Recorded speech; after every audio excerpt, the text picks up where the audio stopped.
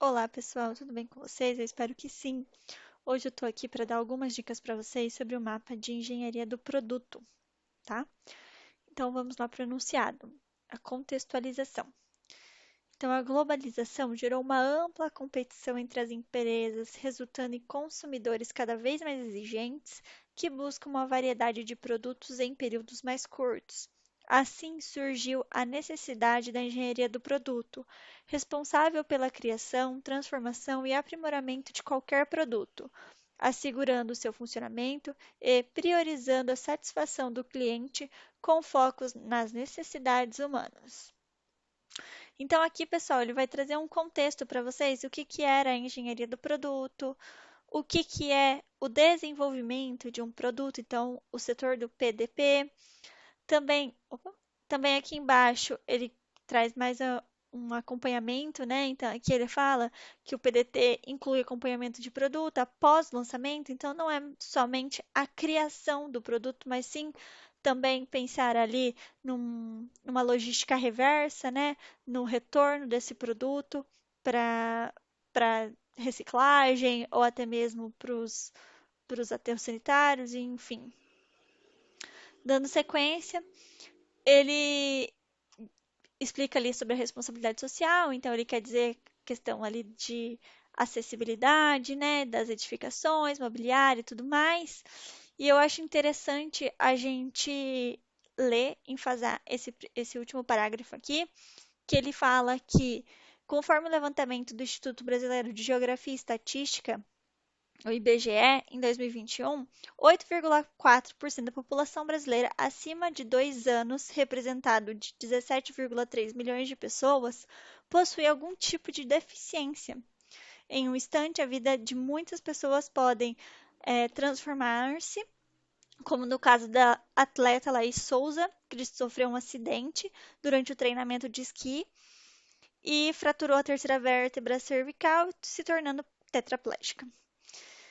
Diante disso, ele traz para a gente o desafio, que é criar, né, um produto mais inclusivo, alinhado a um discurso que busca a equidade através da adaptação de um produto.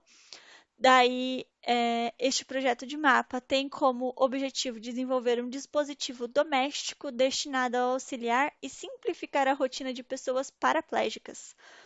Este, esse produto deve proporcionar autonomia e segurança para a realização de atividades diárias simples e deve ser inovador.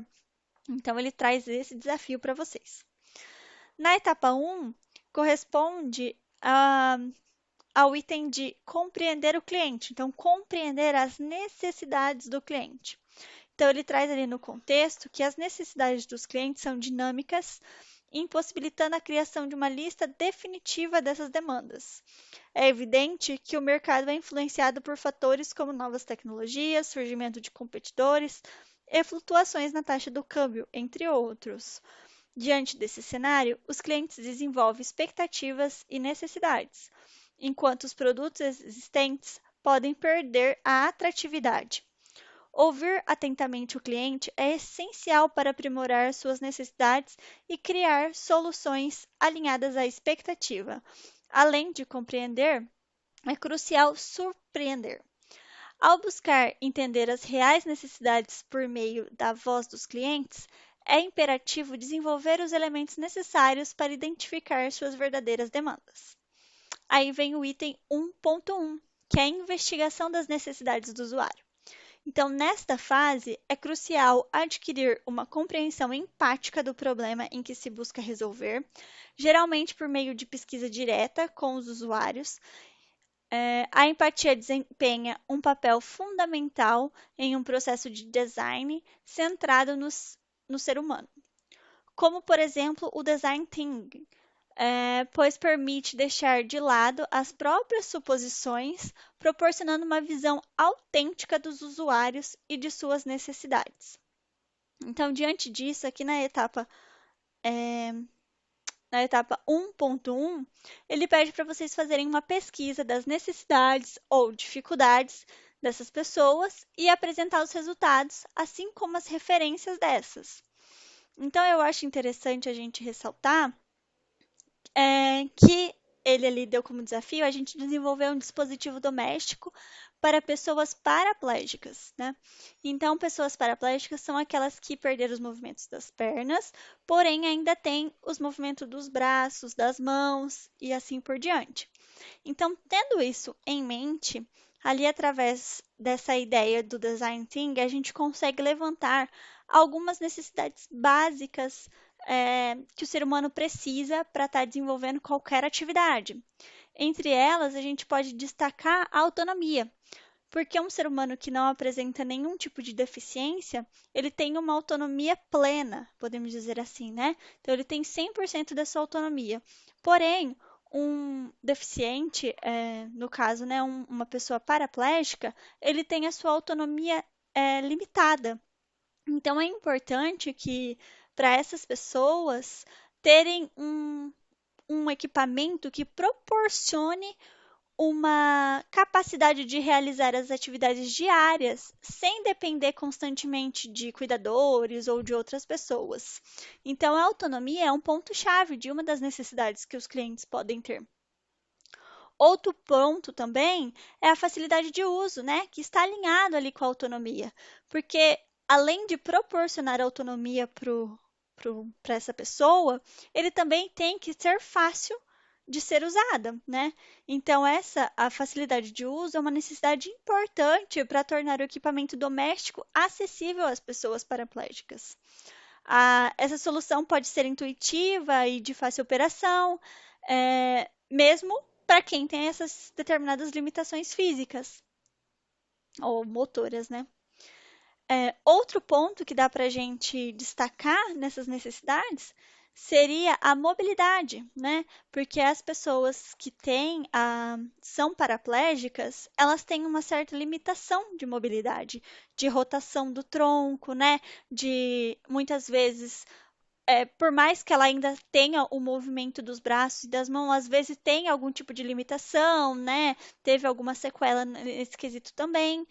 Então, para essas pessoas é interessante ter soluções que possam ajudá-las a se moverem de forma independente, né? Segura dentro de casa, que dê autonomia, né? Como a gente já falou para ela, para estar fazendo atividades simples, por exemplo, escovar um dente, entendeu?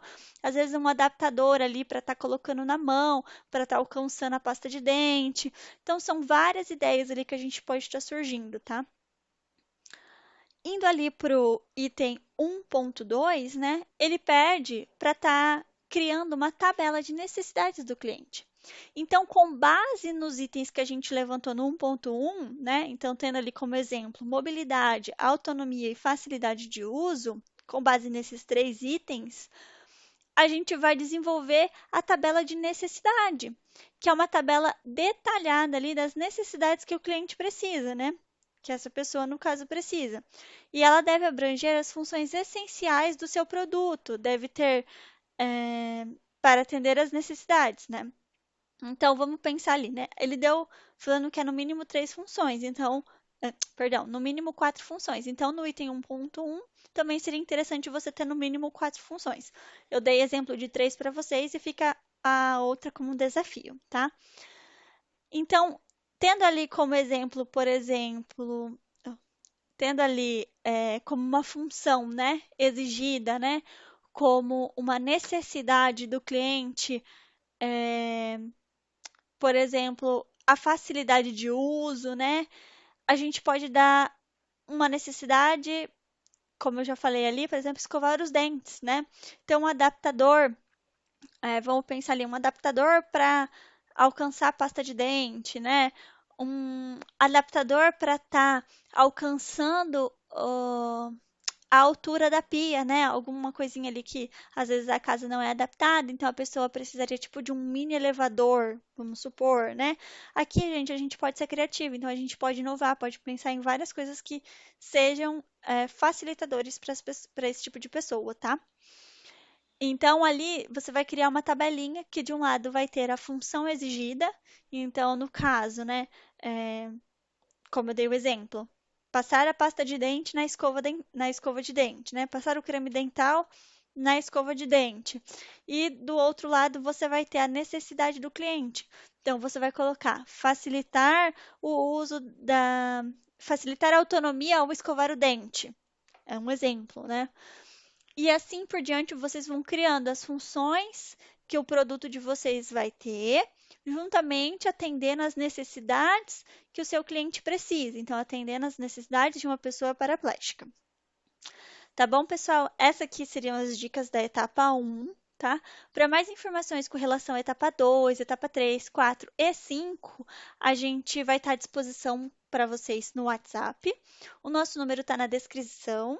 Então, qualquer coisa é só chamar a gente. Beleza, pessoal? Obrigadão e até a próxima.